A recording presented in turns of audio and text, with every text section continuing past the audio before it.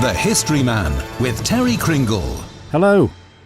The names of a few former governors of the Isle of Man live on by way of municipal recognition of their times in office.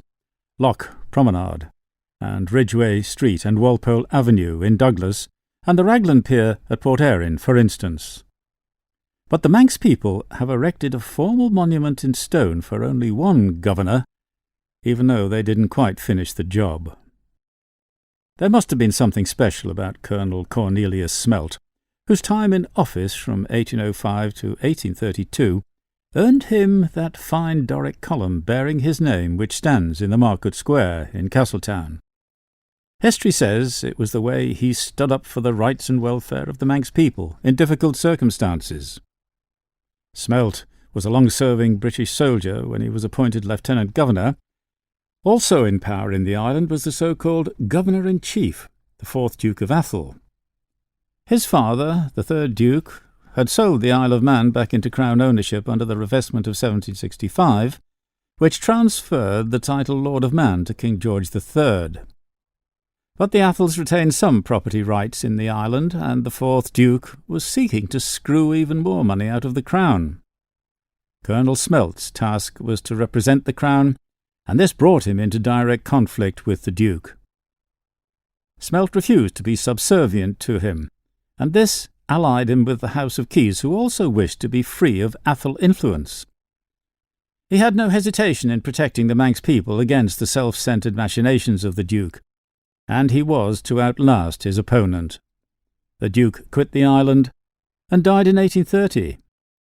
Smelt continued to run the island from his headquarters in Castle Rushen, and he was 85 when he died in office in 1832. 5 years after this it was decided that there should be a monument to him in Castletown, and funds for it were raised by public subscription. The idea was that there should be a statue of Smelt on top of his Doric column, where there was a platform made ready for him. Sir William Hillary, founder of the RNLI, was one of the prime movers in this, and he also had a hand in the design. His idea was that there should be a statue of Colonel Smelt in full military uniform on the top.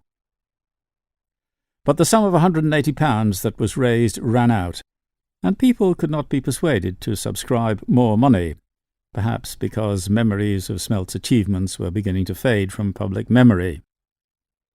The Isle of Man, however, had not heard the last of him in spite of this. He had died during the cholera epidemic which ravaged the island in 1832. His body was encased in a lead-lined coffin and buried under the altar of St Mary's Church in Castletown. In 1982, St Mary's closed down and was bought for conversion into offices.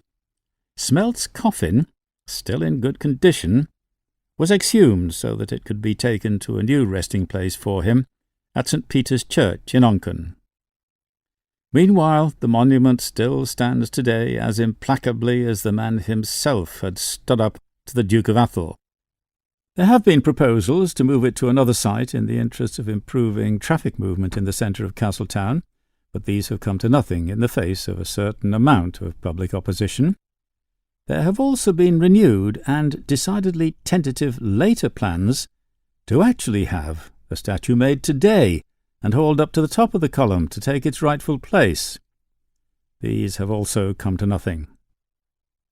As a result, the Smelt Monument remains an historical oddity, a kind of folly, something so idiosyncratic that I've come to believe that the people of the Isle of Man, when and if they come to think about the situation, have enduring affection for it.